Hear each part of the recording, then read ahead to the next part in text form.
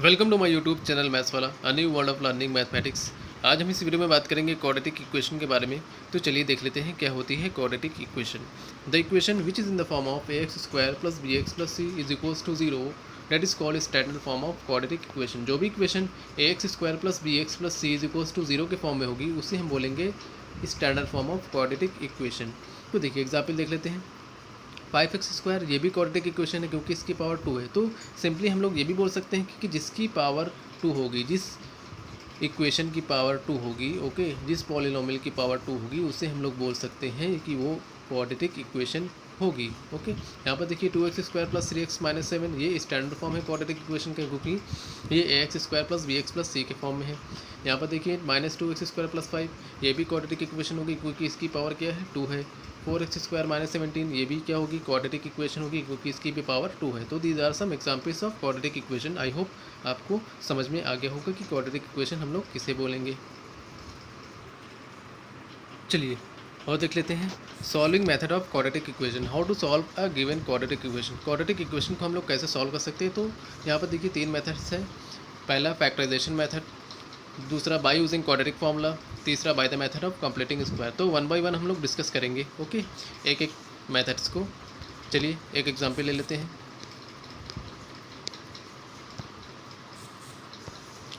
Solve 3x² - 5x + 2 is equals to 0। तो पहला method हम लोगों ने ले लिया, फैक्टराइजेशन मेथड से सॉल्व करेंगे इसको। चलिए देखते कैसे करेंगे। यहाँ पर देखिए 3x² - 5x + 2 is equals to 0 split कर लेंगे -5x को -3x - 2x में। ओके, फैक्टराइजेशन मेथड आप लोगों ने पहले भी पढ़ा होगा। 3x x-1 कॉमन ले लेंगे। ओके, ये आ जाएगा x-1 यहाँ से कॉमन, ये 3x - 2 आएगा। ओके, यहाँ पर 1 लिखा हुआ है तो 3x - 2 is equals to 0। Then x-1 is equals to 0, x की वैल्यू 1 आ जाएगी यहाँ से। 3x - 2 is equals to 0, x की वैल्यू 2 आ जाएगी। तो दो ये मैंने सॉल्व कर लिया। ओके, तो ये फैक्टराइजेशन मेथड था। तो चलिए इसी एग्जाम्पल को हम लोग सॉल्व करेंगे अब नेक्स्ट मेथड से, that is by using quadratic formula. तो देख लीजिए इसको कैसे करेंगे। क्वाड्रेटिक फार्मूला ये होता है x is equals to -b plus -b² √b² - 4ac/2 है। यहाँ पर देखिए b, a और c क्या है।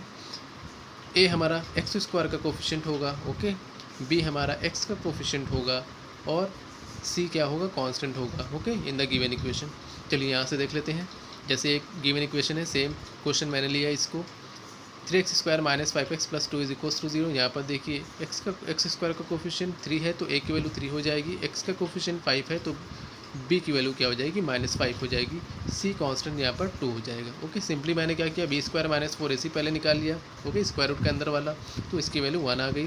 फिर मैंने डायरेक्टली फॉर्मूला अप्लाई करके इसकी वैल्यू रखी तो x की वैल्यू हम लोगों को मिल जाएगी। यहाँ पर देखिए सॉल्व करने पर आ जाएगी x इज इक्वल्स टू 1 और x is equals to 2/3। Same values अभी आई थी फैक्टराइजेशन मेथड से जब हम लोगों ने सॉल्व किया था। तो ये था हमारा सेकेंड मेथड। चलिए नेक्स्ट मेथड देख लेते हैं, that is by the method of completing square. देखिए ये मेथड बहुत इंपॉर्टेंट है और बहुत ही कम बच्चों को समझ में आता है। ओके, बहुत से बच्चे कंफ्यूज रहते हैं इसमें। तो चलिए मैं आपको जो मेथड बताऊंगा वो एकदम इजी मेथड है, आप लोग अप्लाई करेंगे क्वेश्चन ईजिली सॉल्व हो जाएगा। चलिए देख लेते हैं कैसे सॉल्व करेंगे। सेम क्वेश्चन मैंने लिया यहाँ पर 3x² - 5x + 2 is equals to 0। Okay, तो देखिए सबसे पहले आप लोग क्या करना है, सबसे पहले आप लोगों को जो भी इक्वेशन हम लोग को गिवन रहेगी, ओके, उसके जो x² का कोफिशिएंट होगा उसको 1 बनाएंगे। देखिए यहाँ पर x² का कोफिशिएंट क्या है, 3 है, तो इसको 1 बनाने के लिए 3 से मैंने सिंपली क्या कर लिया है, डिवाइड कर दिया है। ओके, सारे टर्म में, तो 3 डिवाइड कर दिया तो ये बन गया। इसके बाद क्या करेंगे, इसके बाद हम लोग को होल स्क्वायर बनाना है। होल स्क्वायर कैसे बनाएंगे, देखिए यहाँ पर भी दिक्कत आती है बच्चों को। होल स्क्वायर कैसे बनाएंगे, यहाँ पर देखिए जो भी x का कोफिशिएंट होगा, यानी यहाँ पे क्या है 5/3। ओके, 5/3 जो भी x का कोफिशिएंट होगा उसके डिनोमिनेटर में 2 से मल्टीप्लाई कर देना है सिंपली। तो क्या हो जाएगा 5/6। ओके, बस इसी टर्म को आप लोगों को क्या करना है, x के साथ, जैसे यहाँ पर क्या लिखा है x² माइनस लिखा है तो यहाँ पे क्या लिखेंगे, x माइनस लिखेंगे। ओके, x माइनस के साथ ये पूरा टर्म लिख देंगे और होल स्क्वायर उसके टर्म में ले आएंगे। तो x - 5/6 का होल स्क्वायर हो जाएगा ये। अब यहाँ पर देखिए 5/6 का होल स्क्वायर किया है तो इसको अगर एक्सपेंड करेंगे आप, x² + 5/6 का होल स्क्वायर -2 × 5/6 आएगा। तो एक्स्ट्रा चीज़ क्या आएगी, देखो -2 × 5/6 करेंगे तो इधर वाला आ जाएगा हम लोग का, -5/3 आ जाएगा।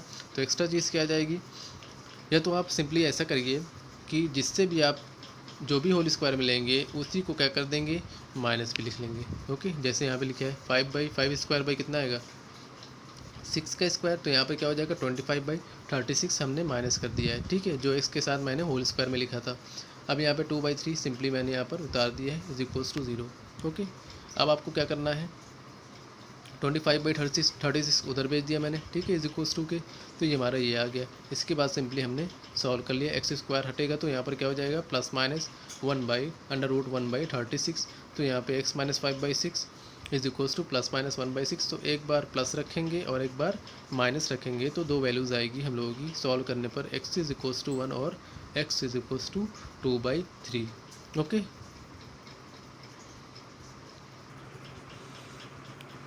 चलिए एक बार और देख लेते हैं जल्दी से।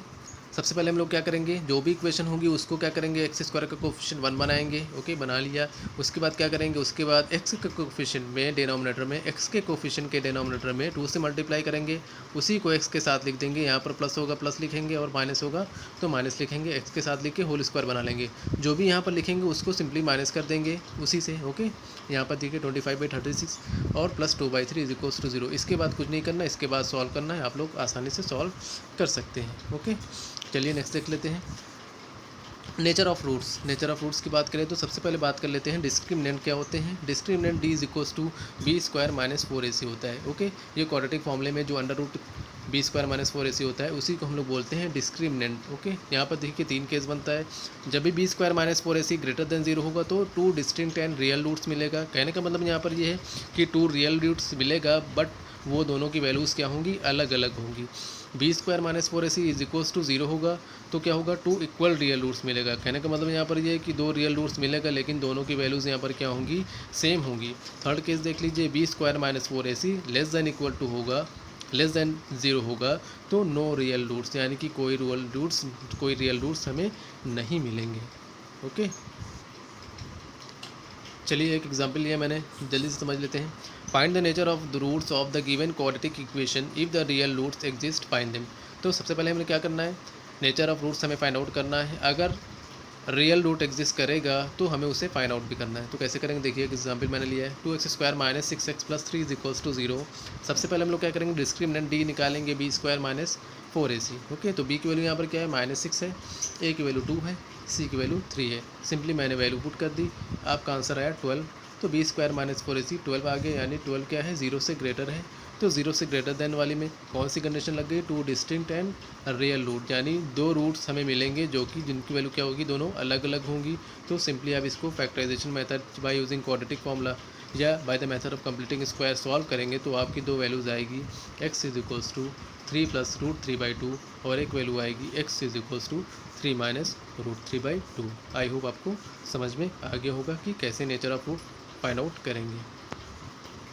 चलिए नेक्स्ट देख लेते हैं type of question based on quadratic equation word problems.